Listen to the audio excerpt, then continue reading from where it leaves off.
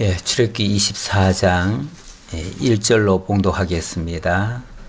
또 모세에게 이르시되 너는 아론과 나답과 아비후와 이스라엘 장로 70명과 함께 여호와께로 올라와 멀리서 경배하고 너 모세만 여호와께 가까이 나오고 그들은 가까이 나오지 말며 백성은 너와 함께 올라오지 말지니라. 모세가 와서 여호와의 모든 말씀과 그의 모든 율례를 백성에게 전하매 그들이 한 소리로 응답하여 이르되 여호와께서 말씀하신 모든 것을 우리가 준행하리이다. 아멘. 우선 3절까지 봉독해 드렸습니다.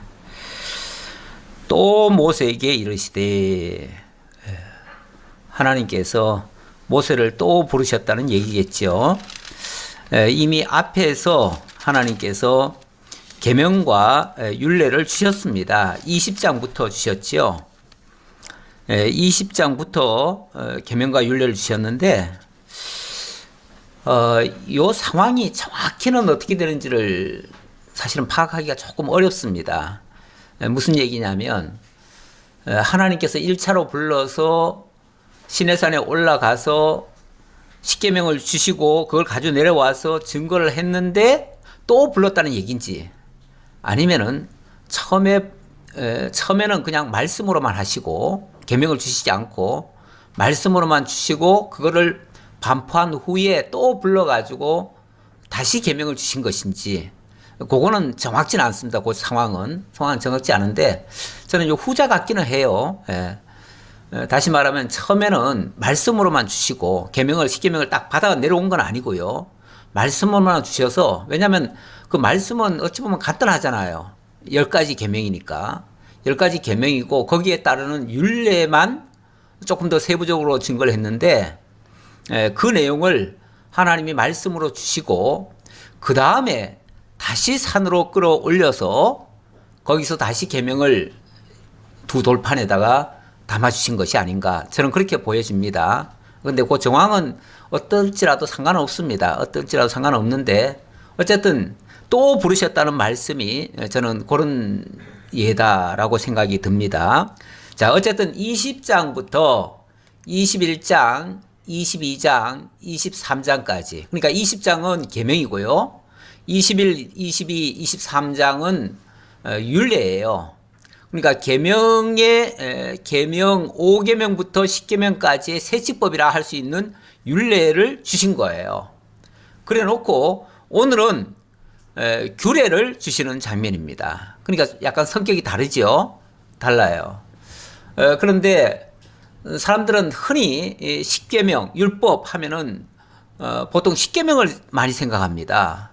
그래서 10계명이 가장 중요하고 10계명이 가장 하나님께서 비중을 둔 그런 내용이라고 생각을 하는데, 물론 그게 모법이니까 그럴 수는 있겠지만, 그렇지만은 하나님이 그 관심을 갖고 중점적으로 강조한 내용은요, 이 계명은 그냥 한 장에 불과해요. 20장이라고 하는 한 장에 불과하고, 그 다음에 율례, 그 계명의 성격과 유사한 율례는 그저 한 석 장 정도에 불과합니다. 그래서 총 20장부터 23장까지 요게 계명과 율례 전부예요. 그러면 그 나머지 내용은 뭔가?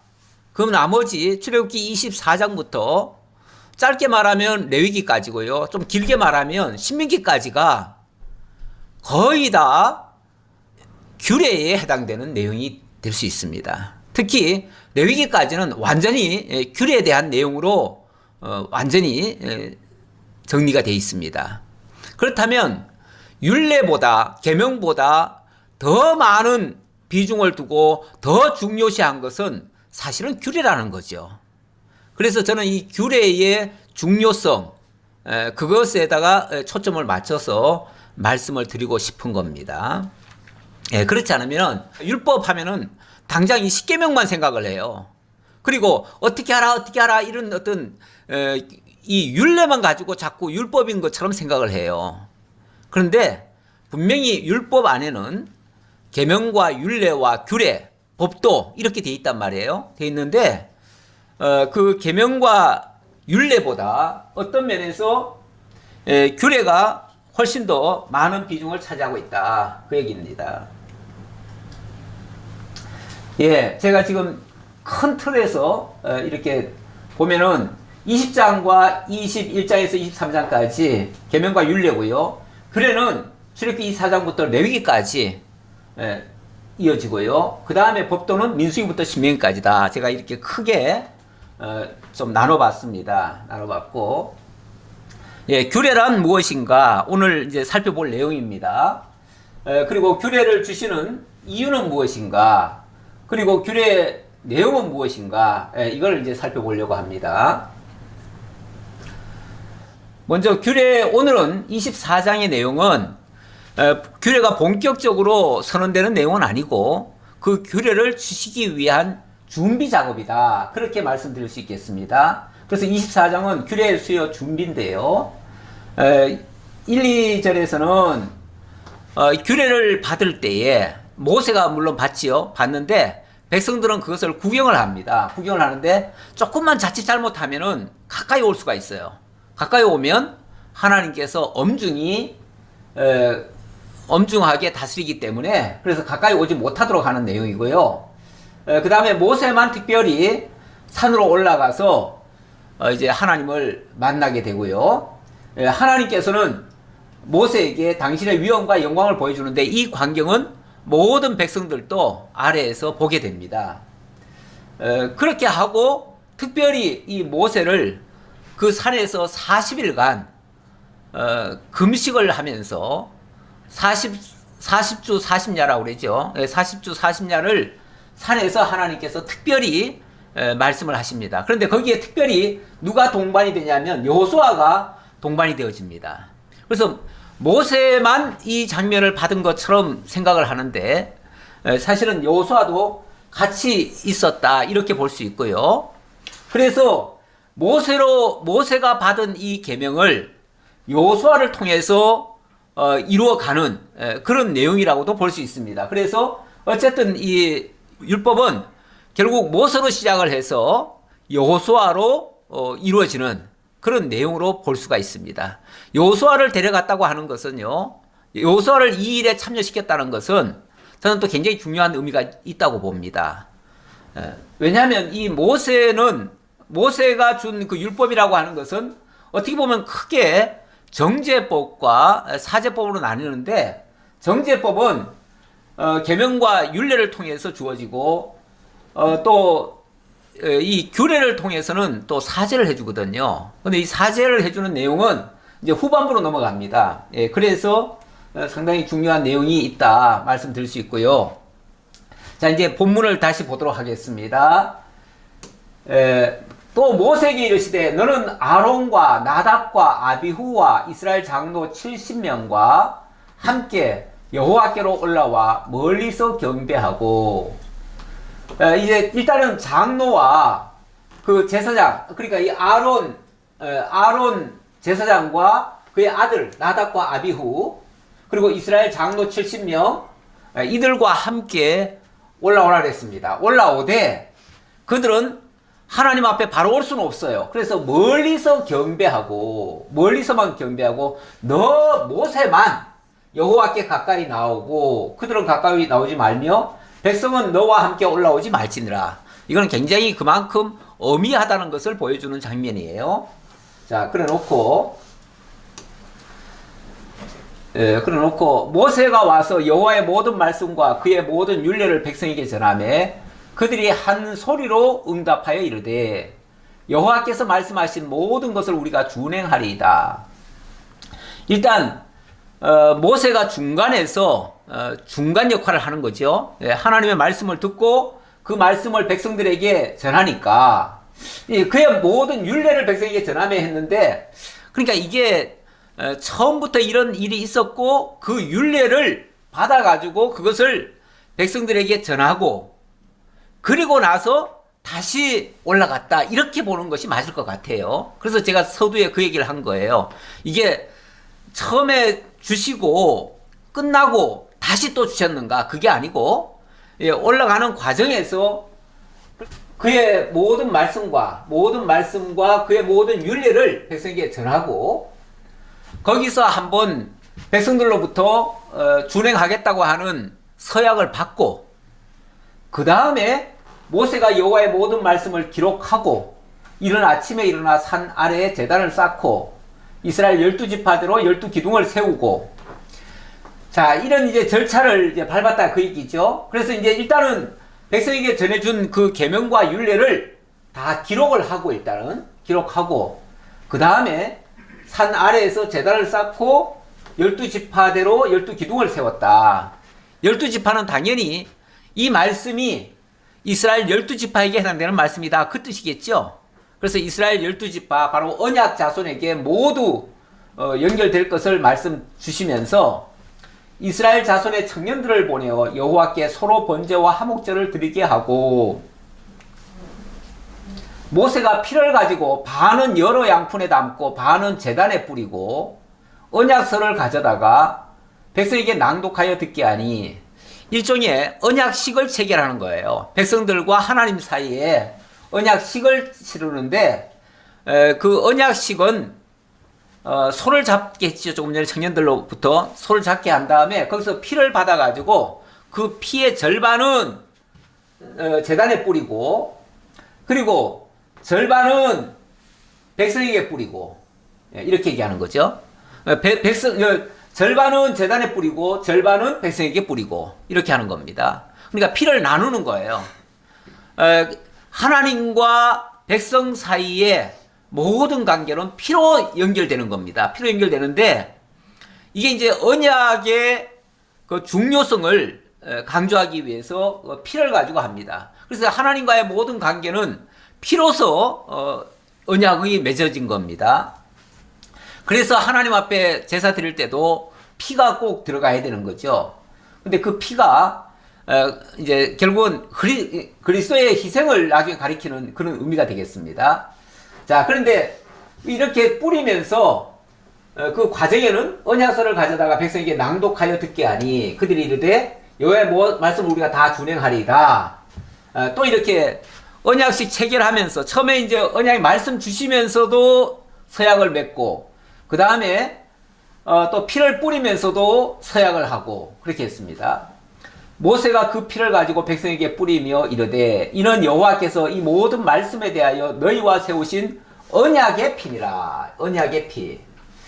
그래서 하나님이 이렇게 언약으로 맺으셨다는 것을 말씀하시고 그 다음에 9절로부터는 모세를 만나신 여호와께서 당신의 위엄과 영광을 보여주시는 장면입니다. 모세와 아론과 나답과 아비후와 이스라엘 장로 70인이 올라가서 이스라엘의 하나님을 보니 그의 발 아래에는 청옥을 편 듯하고 하늘같이 청명하더라. 청옥을 편 듯하다. 청옥도 일종의 이제 보석의 하나인데 아마 푸른 옥인가 봐요. 푸른 구슬 옥자지요. 푸른 구슬 같더라. 얼마나 청명한지. 뭐 비행기만 타고 산을 이렇게 좀 구름을 뚫고 올라가 봐도 굉장히 푸른 하늘이 보여요. 그런데 그것보다도 더 맑은 마치 푸른 구슬같이 그 구슬을 다 펴는 것 같이 그런 모습이 보이더라는 거죠. 이게 이제 하나님의 영광을 보여주는 장면입니다. 하나님이 이스라엘 자손들의 존귀한 자들에게 손을 대지 아니하셨고 그들은 하나님을 뵙고 먹고 마셨더라. 이스라엘의 존귀한 자들에게 손을 대지 아니하셨다. 원래는 하나님을 뵈면은 하나님을 뵙고 살 자가 있습니까? 없어요. 원래는 하나님을 뵙고 살 자가 없는데 이날은 하나님의 위엄과 영광을 보면서도 아무도 안 죽었다 그 말이죠. 이거는 일부러 하나님께서 보여주신 거예요. 그러니까 사람이 임의로 하나님을 보겠다고 하면 볼 수도 없거니와 보게 되면 죽을 수 있습니다. 그런데 이거는 하나님께서 친히 백성들에게 당신의 위엄과 영광을 보여준 겁니다. 그렇게 한 이유는 나중에 모세를 따르게 하기 위해서 그렇습니다. 예. 그리고 여호와께서 모세에게 이르시되 너는 산에 올라 내게로 와서 거기 있으라. 네가 그들을 가르치도록 내가 율법과 계명을 친히 기록한 돌판을 너에게 주리라. 그러니까 이미 앞에서 계명과 율례를 다 선포했잖아요. 선포했는데 또 이 계명과 율법과 계명을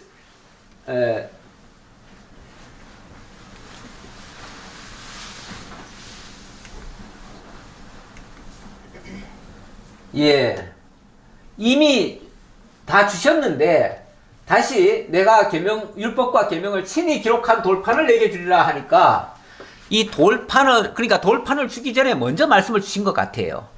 주시고 거기에 대한 어찌 보면은 확증이라고 할까요? 증표라고 할까요? 그 증표 삼아 이 두 돌판을 주신 것 같아요. 그러니까 처음부터 돌판을 주신 게 아니라 처음에는 말씀만 주시고 그것을 백성들에게 선포하게 해놓고 그 다음에 하나님께서 직접 그 율법과 계명을 주셨다는 거죠. 그 신약 성경에 보면 예수님께서 따르는 표적 이런 말씀을 하셔요. 따르는 표적.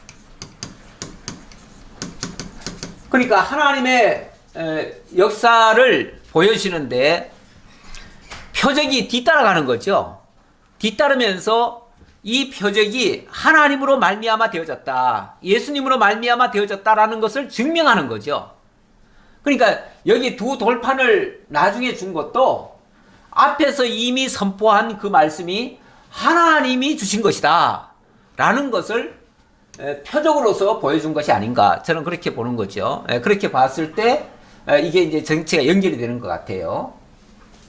모세가 그의 부하 여호수아와 함께 일어나 모세가 하나님의 산으로 올라가며 장로들에게 이르되, 모세가 여호수아와 함께 하나님의 산으로 올라갔다. 그러니까 산 위로는 장로들은, 여기 보세요, 장로들에게 이르되 너희는 여기서 우리가 너희에게로 돌아오기까지 기다리라. 너희는 여기서 기다리라. 그러니까 여호수아와 모세 외에는 전부 다 그 산 중턱에서 기다리는 거예요.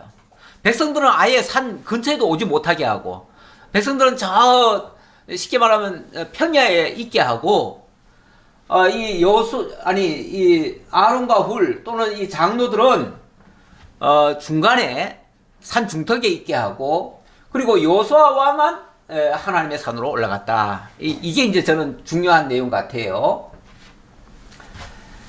장로들에게 이르되 너희는 여기서 우리가 너희에게로 돌아오기까지 기다리라. 아론과 훌이 너희와 함께 하리니, 여기 아론과 훌 이들이 너희와 함께 할 거니까 설령 내가 없더라도 걱정하지 말고 이들과 같이 있어라, 그 얘기겠죠. 무릇 일이 있는 자는 그들에게로 나아갈지니라 하고, 모세가 산에 오르매 구름이 산을 가리며,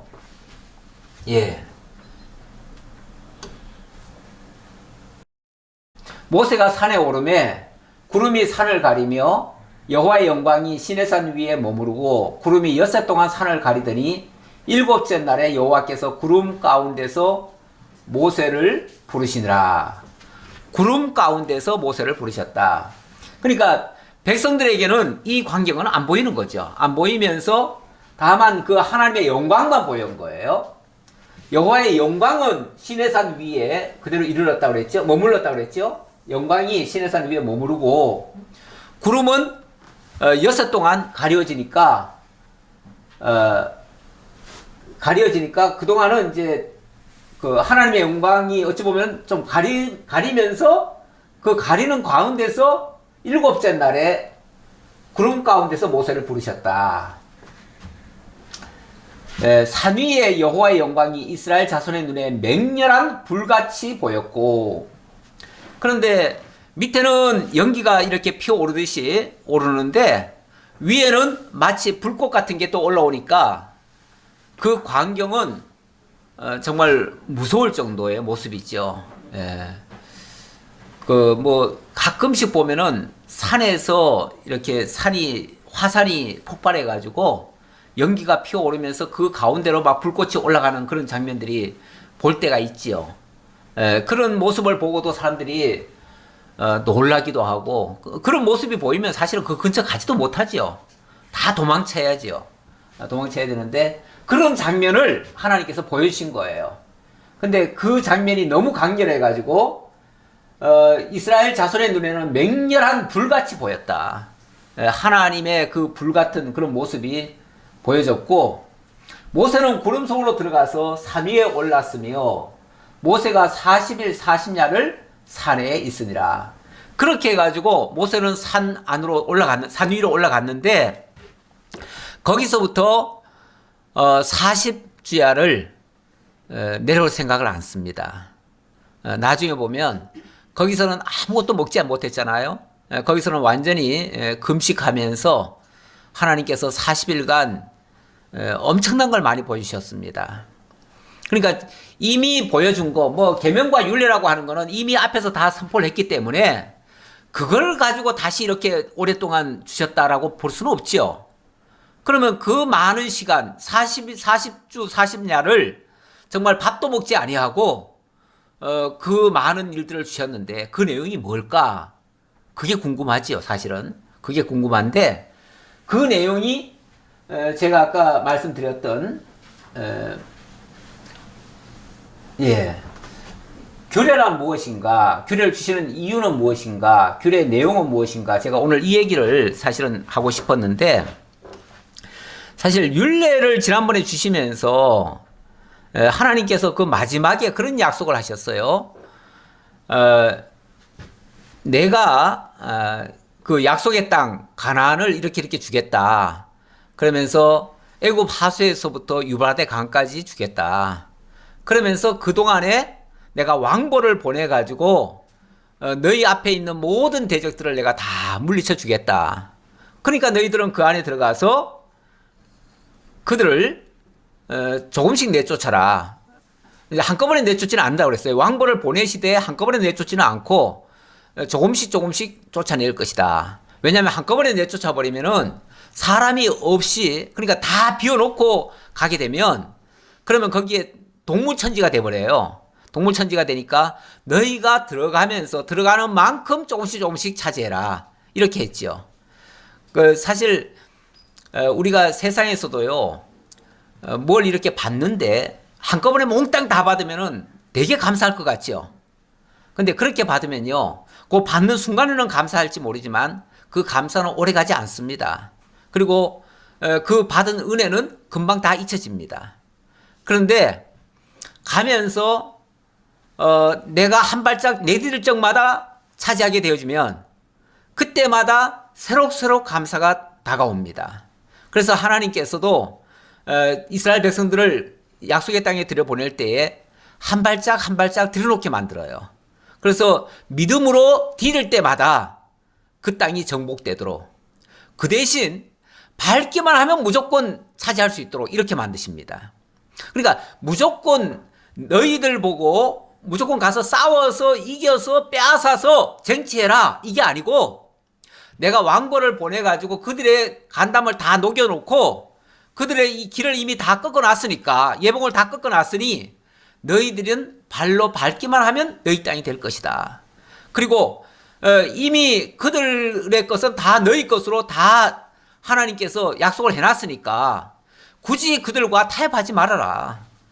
그들에게 뭐 협상해가면서 양보해가면서 그들과 어부렁더부렁 이렇게 살 생각하지 말아라. 아예 그들이 가지고 있던 모든 것들은 다 내버려라. 그건 다 우상들이다. 이렇게 말씀하셨죠. 그렇게 정복하는 걸 뭐라고 그러냐면은 믿음으로 정복한다 그래요. 믿음으로. 다시 말하면은 그 대적이 강하다라고 생각하면 절대 못 가잖아요. 절대 못 가요. 하나님이 처음에 이 말씀을 해놓고 나서 얼마 후에 시범적으로 한번 가데스 바네아에서 정탐꾼을 보내봅니다. 보내봤더니 정탐꾼 12명이 가가지고 보고를 하는데 10명이 다 부정적으로 얘기를 합니다. 그 땅이 좋기는 좋은데 우리는 갈 수가 없습니다. 왜냐하면 우리는 메뚜기 떼 같고 그들은 정말 왕벌 같은 존재예요. 그러니 어떻게 메뚜기가 그곳에 가가지고 그들을 점령할 수 있겠습니까? 우리는 못 갑니다. 할 수 없습니다. 아무리 좋아도 우리는 할 수 없습니다. 이렇게 얘기를 합니다. 근데 그 중에 두 사람, 여호수아와 갈렙은 하나님의 약속의 말씀을 굳게 믿었어요. 그래서 이렇게 말을 합니다. 같은 걸 상황을 보면서도 그들은 우리의 밥입니다. 하나님이 우리에게 주신 밥입니다. 그러니 우리가 그 밥 먹으러 갑시다. 우리가 믿음으로 들어가면 우리 밥을 이만큼 하나님께서 차려놨습니다. 그냥 들어가면 됩니다. 믿고 갑시다. 이렇게 얘기한 거죠. 같은 상황을 보고 이렇게 판이하게 해석이 다른 거예요. 우리가 세상을 바라보는 시각도 마찬가지입니다. 우리가 두렵기로 생각하면요, 현실적인 것만 바라보면요, 전부 다 무서운 거예요. 전부 다 무섭고 감당할 수가 없습니다. 우리가 생각해봐도 우리 스스로가 그렇게 잘났다고 볼 수는 없잖아요. 저는 늘 제가 잘났다는 생각이 한 번도 든 적이 없어요. 그러니까 이런 생각 가지고는 사실 세상을 살아가기도 힘듭니다. 세상 무엇을 이겨가면서 살 수 있겠습니까? 제가 무슨 힘이 있습니까? 막말로 돈이 있습니까? 무슨 힘이 좋습니까? 아무것도 없어요. 이런 상태에서 뭘 하려고 하면 주저하고 두려움밖에 없지요. 그런데 하나님께서 미리 다 해놨다는 거예요. 미리 다 손봐놨다는 거예요. 네가 들어가기만 하면 알아서 다 해줄 거라는 거예요. 그러면 쉽지 않나요? 그런데 그 사실을 알고 모르고는 굉장히 큰 차이가 있습니다. 그 사실을 아는 사람은 그냥 믿고 들어갈 것이고, 그 사실을 모르는 사람은 겁이 나서 못 갑니다. 겁이 나서 못 가는 사람은 생전 못 가고요. 그것을 믿는 사람은 얼마든지 들어갈 수 있는 겁니다. 그러니까 결론은 믿음이 있느냐 없느냐입니다. 약속의 땅은 철저하게 믿음으로 들어가는 땅입니다. 믿음으로 들어가는 땅. 그래서 하나님은 지난번 계명과 율례를 주시고 나서 결론적으로 뭘 얘기하셨냐면, 내가 이렇게 다 준비해 놨으니 너희는 믿음으로 들어가라, 이 얘기한 거예요. 지난주 마지막 결론은 그 얘기예요. 계명과 율례를 지켜서 들어가라가 아니라, 지켜서 들어가라가 아닙니다. 절대로. 오히려 그 계명과 율례는 광야에서는 지킬래야 지킬 수도 없어요. 지킬 상황이 아니에요. 어떻게 지켜요? 그거 지키는 거는 너희들이 약속의 땅에 들어가서 그 다음에 하나님께서 그 말씀대로 다 해주시거들랑 그때 지키라는 거예요. 그렇죠? 그러면은 가능할 수도 있겠죠. 그러니까 지켜서 들어가라고 하면은 불가능입니다. 불가능인데 하나님이 다 해줄 테니까 믿고 들어가서 그 다음에 지켜라, 이렇게 하면은 그거는 믿음으로 행하는 거죠. 그렇죠? 믿음으로 행하는 거죠. 그거는 행함으로 구원을 받는 게 아니고 믿음으로 구원을 받고 그리고 믿음으로 행하는 거죠. 그 은혜에 감사함으로 행하는 거죠. 그러면은 할 수 있잖아요. 그렇죠? 우리가 행한다고 하는 것은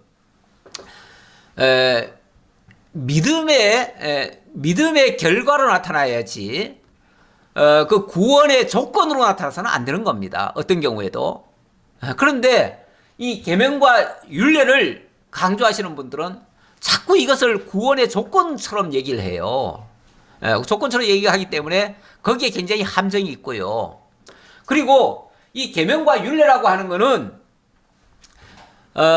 성격상 하라 하지 말라로 되어 있는데, 그것은 결과적으로는 다 하나님께서 믿음으로 들어가서 하면 된다고 했지만은, 그러나 했는가, 믿었는가, 믿지 못했고 행하지 못했어요. 행하지 못해가지고 결국은 40년간 빙글빙글 돌았어야만 됐고요. 약속의 땅에 들어가서도 그들을 믿음으로 점령하면 되는데 바로 점령을 못했어요. 못해가지고 점령을 못한 것들은 전부 다 뭐가 되냐면 올무가 되어집니다. 올무가 되어져서 결국은 이스라엘 백성들이 다 죄로 빠져버렸어요. 범죄하게 되고 결국은 불신의 결과는 죄를 만들어냈어요. 죄를 만들어냈는데 그 죄를 지은 자들에게 해결책이 없는 거예요. 해결책이 없어요. 그렇죠? 그런데 하나님께서 그 해결책으로 제시한 것이 지금부터 규례인 거예요. 그래서 하나님은 계명과 율례를 주시면서도 사실 그것을 백성들이 다 지킬 거라고 믿지 않습니다. 믿지 않고 오히려 이 계명과 율례 앞에 너희들은 다 죄인 될 것이다 라는 걸 다 아십니다. 그렇기 때문에 죄인 된 다음에 그들을 해결할 수 있는 그 방법을 제시하는데 그 방법이 바로 규례예요. 규례고 이 규례는 크게 말하면은 이 규례 내용부터 먼저 얘기하자면요. 규례의 내용은 일종의 제사법이라고도 할 수 있어요. 제사법이라고 할 수 있는데 그 제사법에는 크게 방식이 세 가지가 있어요. 첫 번째는 성소가 있어야 돼요. 성소가 있어야 되고 그 규례의 내용이 그렇다는 얘기죠. 성소가 있어야 되고 두 번째는 제사장이 있어야 됩니다. 그 다음에 세 번째는 제물이 있어야 됩니다. 이 규례라고 하는 것은 결국은 성소에서 하나님의 제사장이 하나님의 제물을 가지고 하나님과의 관계를 회복해 주는 내용이에요. 이거는 백성들이 일일이 하는 일은 아니에요. 엄밀하게 말하면은 백성들이 일일이 이것을 다 지켜가지고 회복되는 건 아니고요. 그래서 하나님이 정한 성소예요. 이걸 이제 그 당시로는 성막이게 되겠지요. 하나님이 성막을 주시고 그 성막을 통해 성막에서만 내가 너희들을 만나겠다, 너희들을 상대하겠다 이렇게 얘기를 하셔요. 그래서 하나님이 성소를 정해서 내가 너희들을 만나주겠다 그 말이에요. 어떤 자들을요? 죄인들을, 그러니까 앞에서 계명과 율례에 의해서 죄인된 자들을 내가 이곳에서는 너희들을 만나주겠다라고 하신 거예요. 그게 성소예요. 그리고 일일이 그 죄인들을 직접 만나는 게 아니라 하나님이 구별해 놓은 제사장, 그 제사장을 통해서 너희들을 만나겠다 그 얘기예요. 그래서 제사장, 하나님이 세우는 제사장이 필요한 거죠. 그리고 제사장이 올 때는 그냥 오는 게 아니고 빈손으로 오는 게 아니고 반드시 제물을 가지고 와야 된다 그 말이에요. 왜냐하면 그 너희가 이미 다 죄인이 됐기 때문에 너희를 대신할, 너희의 죄를 짊어질 그런 제물이 필요하다 그 말이죠.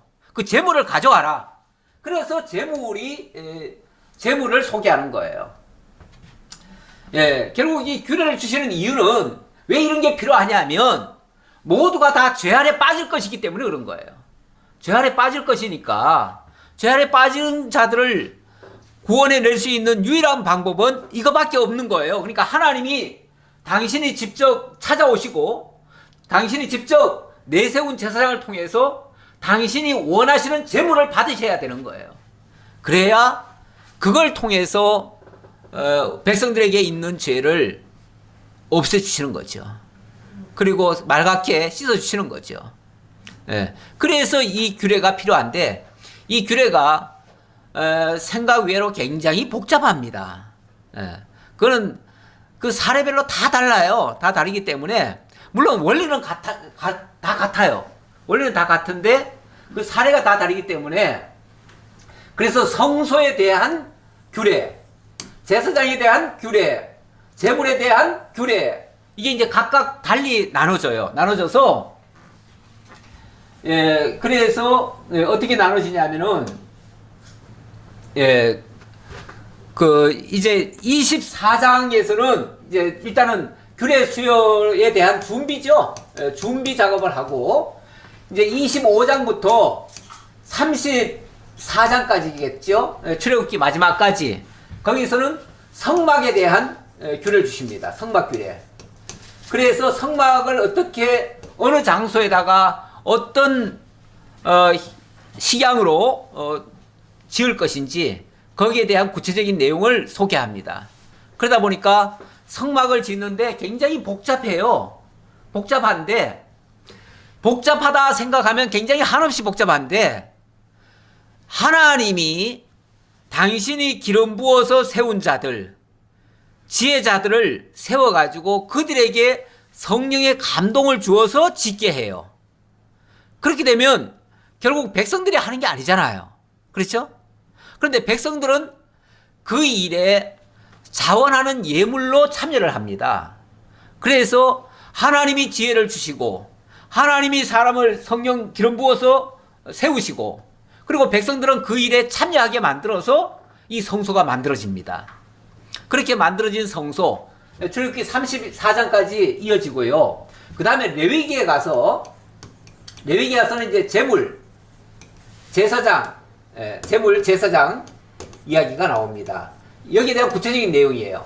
그러니까 맨날 뭐 무슨 소를 잡고 양을 잡고 식물을 어떻게 하고 또 제사를 드릴 때는 뭐 어떻게 제사 드리고 이런 얘기예요. 그래서 어떤 사람들은 이 레위기 읽기를 굉장히 싫어해요. 레위기를 읽으면 너무너무 계속 반복되는 얘기 같고요. 그리고 맨날 소 잡고 양 잡는 얘기니까, 그리고 뭐 제사를 드리는 얘기니까, 사실 뭐 제사를 그렇게 좋아할 사람이 어디 있겠어요? 그러니까 이 얘기를 왜 우리가 알아야 되나? 우리가 지금 그런 제사 드리는 것도 아닌데 왜 알아야 되나 싶은데, 이게 결국은 우리를 대신해서 희생되어 주실 그 참 제물을 얘기하는 거예요. 그리고 참 제사장을 얘기하는 거고요. 그러다 보니까 결국은 죄 아래 빠진 우리들을 구원하기 위해서 희생되어질 그 희생제물을 얘기하는 거거든요. 이게 우리에게는 이게 모든 죄를 사해주는 그야말로 복음이 되는 거예요. 그래서 계명은 아까 율례와 규례는 뭐라고 그랬죠? 율례와 계명과 율례는 뭐라고 그랬죠? 이거는 정죄하는 법이라고 그랬어요. 정죄하는 법. 근데 규례와 법도는요,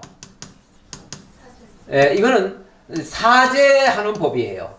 사죄하는 법이고 사죄 받은 자들이 살아가는 그런 어떤 원리예요. 살아가는 원리예요. 그러니까 이거는 그야말로 율법의 그 정죄 기능. 그래서 구약의 율법 같은 모습이고요. 구약의 율법은 어찌 보면 거의 다 정죄의 기능이 있다고 봐요. 근데 이 신약의 복음은요. 신약의 복음은 사죄를 기초로 하는 거죠. 사죄를 기초로 해요. 그래서 제가 아까 그림을 하나 그렸던 것이 그 장면인데요. 마지막 결론적인 얘기요. 결론적인 얘기. 마태복음 5장 17절에 보면 이런 말씀이 있습니다. 내가 율법이나 선지자를 폐하러 온 줄로 생각하지 말라. 폐하러 온 것이 아니요 완전하게 하려 함이라. 이 구약의 그 율법이라고 하는 것을 없애려고, 폐하려고 이렇게 오신 분이 아니고 이걸 완전하게 하려고 그랬다. 완전하게 하려고 했으면은 구약이라고 하는 것은 어찌 보면은 이 형식은 정죄로 이루어져 있습니다. 형식은 정죄로 이루어져 있는데 그거를 그 안에 사실은 본질이 있지요. 하나님의 은혜와 그 사랑이 본질이라고 하는 것이 알맹이처럼 있지요. 있는데 그게 신약에 와서 이거를 겉으로 끌어낸 겁니다. 끌어내니까 하나님의 사랑과 은혜가 여기에 나오는 거예요. 이걸 완전하게 한다 이 말이에요. 이걸 없애는 게 아니고 이걸 완전하게 한다.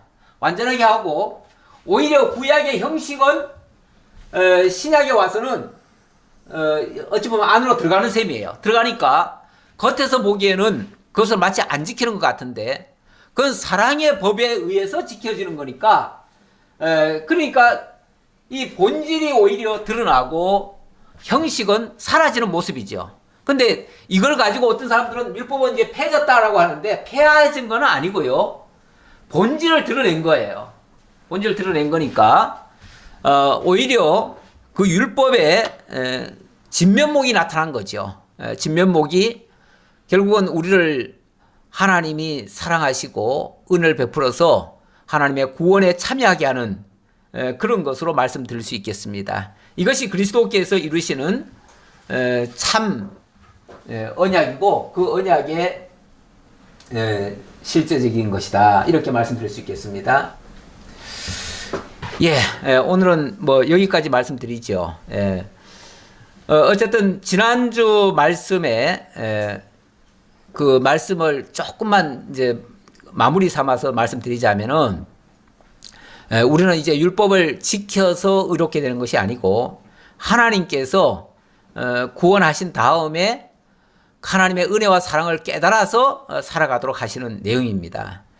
그런데 우리가 지금 이 교회를 통해서 이런 하나님의 은혜를 받고 또 하나님의 그 약속을 믿고 나아가면 되는데 우리가 지금 믿지 못하고 그 믿음으로 살지 못하는 게 사실은 안타까운 일이죠. 그래서 이렇게 가르쳐 드리지만은 실제로 믿음으로 행치 못하는 일들이 너무나 많습니다. 지금도 우리가 제가 오늘 칼럼에도 썼지만은 뭐 노자는 그렇게 말했다지요. 우리가 기분이 우울하면 과거에 사는 것이고 불안하면 미래에 사는 것이고 마음이 평온하면 지금 이 순간을 사는 것이다. 이렇게 말했다는데 이게 이제 뭐 유명한 말이라고 해가지고 그걸 쓰는 사람들이 많더라고요. 근데 저는 이 말 속에서 오늘만 잘 살자, 오늘 잘 살자 이런 차원에서 얘기한 것 같은데 그리고 우리 복음성가에도 내일 일은 난 몰라요. 하루하루 살아요. 불행이나 요행함도 내 뜻대로 안 돼요. 어찌 보면 약간 내일은 잘 모르겠다. 그러니까 오늘의 최선을 다하자. 그냥 약간의 그 불확실성과 자포자기성 그런 우울한 모습도 좀 비춰지는 것 같아가지고 제 느낌이에요. 이거는 제 느낌인데 물론 이 찬송이 굉장히 은혜로운 찬송인데도 불구하고 마치 내일 일은 모르니까 오늘만 잘 살자 이런 식의 표현 같아가지고 저는 이건 올바른 자세가 아니지 않는가라는 생각이 들어서 제가 이 말씀 겸해서 말씀을 드려보는 겁니다. 다시 말하면 우리는 하나님께서 지금 분명한 목적을 가지고 우리를 이 땅에 태어나게 했고 내일에 대한 확실한 소망을 지금 심어주시면서 달려가도록 지금 하시는 거거든요. 그러니까 우리는 목적 없이 살아가는 사람이 아니라 표대를 향해서 살아가는 사람들이잖아요. 내일 일을 모르고 무조건 살아가는 사람이 아니라 지금 하나님의 약속을 지금 굳게 믿고 나가는 사람들 아닙니까? 그렇게 믿을 때에 하나님이 우리 길을 다 열어놓고 앞서가시면서 다 길 준비해놓고 우리 보고 힘차게 내디디라고 하는 거 아니겠어요? 그렇게 믿고 가는 사람과 내일은 어떻게 될지 모른다고 하는 이 불안감을 가지고 가는 사람은 다르잖아요.